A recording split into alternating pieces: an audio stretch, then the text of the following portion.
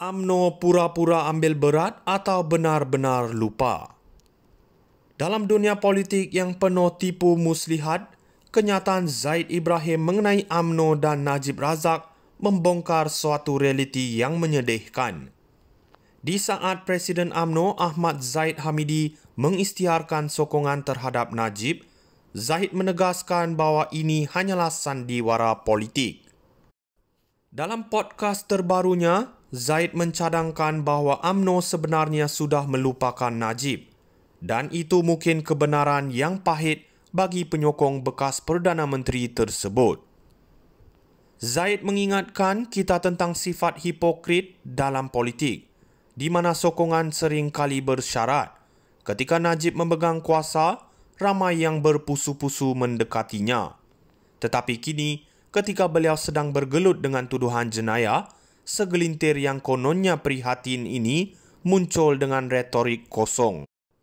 Apakah ini cara UMNO menunjukkan komitmen mereka? Jika dilihat secara kritis, ini lebih kepada usaha untuk memelihara imej parti daripada memberikan sokongan yang tulen kepada seorang bekas pemimpin yang sedang berdepan masalah besar. Menyentuh perbandingan antara Najib dan Anwar Ibrahim, Zahid menekankan bahawa UMNO tidak pernah mempertahankan Najib dengan naratif yang seperti penyokong Anwar yang percaya bahawa tuduhan terhadapnya adalah sebahagian daripada konspirasi. Ini menunjukkan perbezaan dalam sokongan dan perlindungan yang diberikan kepada pemimpin yang berbeza, menggambarkan bahawa dalam politik, loyar yang berbisa adalah pemandu kepada sokongan yang tidak konsisten. Apakah UMNO benar-benar komited untuk membantu Najib atau hanya berusaha untuk mengekalkan kelangsungan politik mereka sendiri?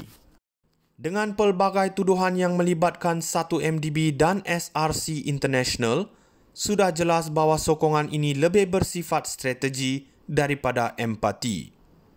Kita harus bertanya, di mana letaknya moral dan etika dalam politik jika pemimpin lebih mengutamakan kuasa dan kedudukan berbanding prinsip? Keadaan ini memberikan gambaran yang jelas bahawa politik Malaysia masih terperangkap dalam lingkaran hipokrasi.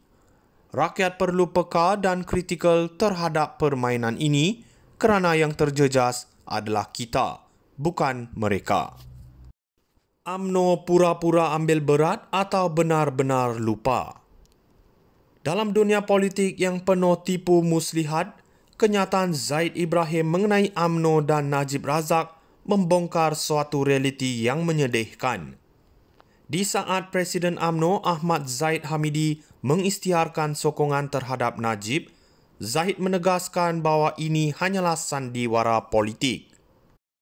Dalam podcast terbarunya, Zahid mencadangkan bahawa UMNO sebenarnya sudah melupakan Najib dan itu mungkin kebenaran yang pahit bagi penyokong bekas Perdana Menteri tersebut. Zahid mengingatkan kita tentang sifat hipokrit dalam politik, di mana sokongan sering kali bersyarat. Ketika Najib memegang kuasa, ramai yang berpusu-pusu mendekatinya.